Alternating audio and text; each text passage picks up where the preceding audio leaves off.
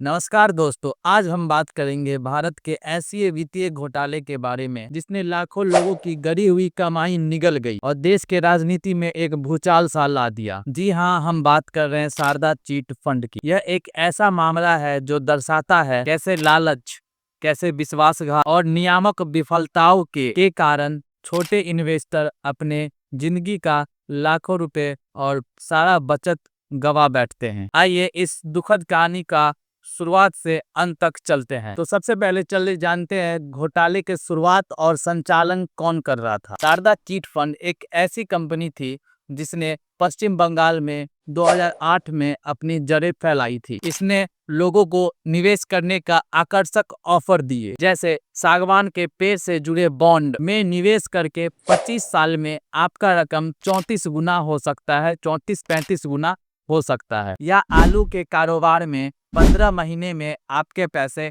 Double हो जाएंगे। इस लुभावने वादों के साथ कंपनी ने अपना शुरुआत किया। इस लुभावने वादों के साथ शारदा समूह ने खुद को एक चिट फंड कंपनी के रूप में अपने को प्रस्तुत किया, लेकिन वास्तव में यह एक विशाल पूंजी योजना थी। पूंजी स्कीम के बारे में आपको मैं बताते चलूं। पूंजी योजना एक ऐसा योजना होता है जिसमें पुराने निवेशक से पैसा लेके नए निवेशक को दिया जाता है।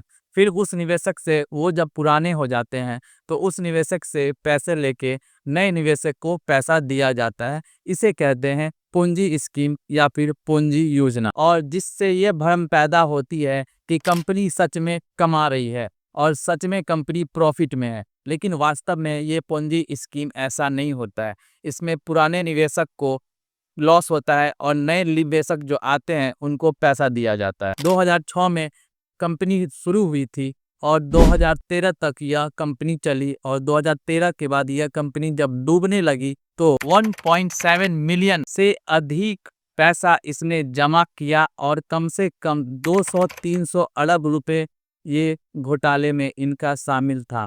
मतलब 2500 से लेके 3000 करोड़ इसने शारदा चिट फंड ने घोटाला किया है। शारदा समूह 200 से अधिक कंपनियों का एक समूह था जिसने पश्चिम बंगाल के अलावा ओडिशा, असम और त्रिपुरा में ऐसे छोटे छोटे निवेशक को निशाना बनाया। और 2013 में, अप्रैल 2013 में शारदा समूह का अचानक पतन हो गया, जिसमें 1.7 मिलियन लोगों की जीवन भर की कमाई इसने लुटा दिया और यह बर्बाद हो गया। इसमें छोटे आय वाले निवेशक बहुत थे, मतलब जो मिडिल क्लास के फैमिली है वो बहुत थे, और उनका इतना सारा पैसा अचानक लेकर भाग गया। सारा का सपना चकनाचूर हो गया और वो अपने भविष्य को बेहतर बनाने के लिए इस पूंजी स्कीम में पैसा डाले था। जो सोचा था 20 साल के बाद 50% का रिटर्न, 40% का रिटर्न मिलेगा, उसने इस सपने को चकनाचूर कर दिया और उसका जिंदगी अंधेरे में ला दिया और लाखों लोगों को एक सेकंड में ही कंगाल कर दिया। कल्पना कीजिए, एक किसान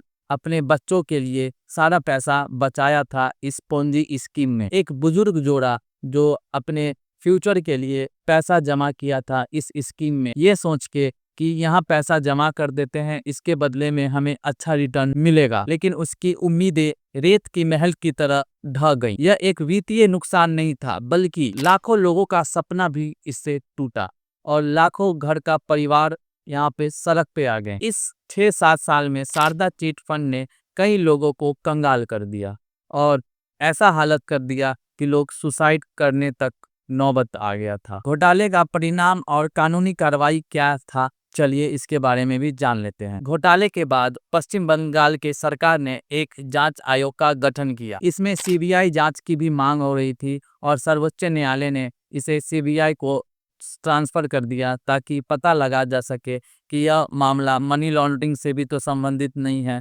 तो सीबीआई भी इसका मामला का जांच की थी। केंद्र सरकार ने आयकर विभाग और ईडी के माध्यम से शारदा घोटाले की जांच शुरू की, विशेष रूप से मनी लॉन्ड्रिंग। ईडी ने इस मामले में पूर्व रहे केंद्रीय मंत्री पी चिदम्बरम की पत्नी नलिनी चिदम्बरम को सहित 4 लोगों की संपत्ति को जब्त किया। ईडी का आरोप है कि नलिनी ने शारदा समूह के मालिक सुदीप सेन से 1.5 करोड़ रुपए लिए थे, लेकिन नलिनी का कहना था कि वह विशेष रूप से वकील थी और ये उसे सलाह के तौर पे पैसा दिया गया था। राजनीति साठगांठ भी इसमें बहुत थे। इस घोटाले में हाई प्रोफाइल नेताओं के भी नाम सामने आए थे। तृणमूल कांग्रेस के नेता रहे कृणाल घोष की इस मामले में गिरफ्तारी हुई थी। कोलकाता पुलिस कमिश्नर राजीव कुमार पर भी आरोप लगे थे। उसके अगुवाई में 2013 में हुई SIT जांच में घोटालों से जुड़े सबूत से छेड़छाड़ हुई थी। इस मामले में पश्चिम बंगाल के राजनीति में घमासान मचा दिया था। ममता बनर्जी और मोदी सरकार के बीच में भी देखा गया था, जब CBI ने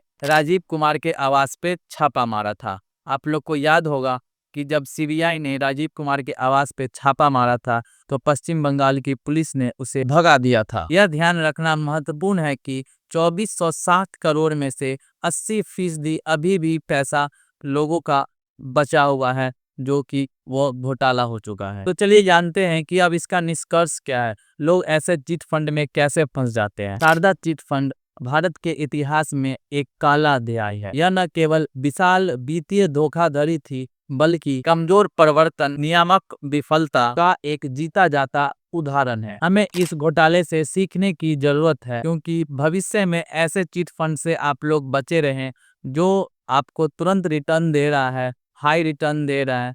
तो इससे आपको बचे रहना है, क्योंकि वो एक जुमला है और वो आपके पैसे लेके भाग सकते हैं। अपने पैसे इन्वेस्ट करने से पहले अच्छी तरह से जांच पड़ताल ले, ये कंपनी कैसी है और ये कंपनी भविष्य में कैसे काम करेगी। आई होप आपको वीडियो पसंद आया होगा। अगर आप टेलीग्राम पे कैसे स्कैम होता है स्टॉक मार्केट के बारे में और जो टिप देता है वो कैसे स्कैम करता है, आप हमारे चैनल पे विजिट करके, यहाँ पे आपको दिख रहा होगा, आप चैनल पे विजिट करके हमारे उस वीडियो को देख सकते हैं और बच सकते हैं स्टॉक टिपर से कि लोग कैसे आपको बेवकूफ़ बनाते हैं और आपके पैसे लेते हैं। आप हमारे चैनल को सब्सक्राइब कर दें और वीडियो को लाइक कर दें। मिलते हैं हम लोग अपने अगले वीडियो में।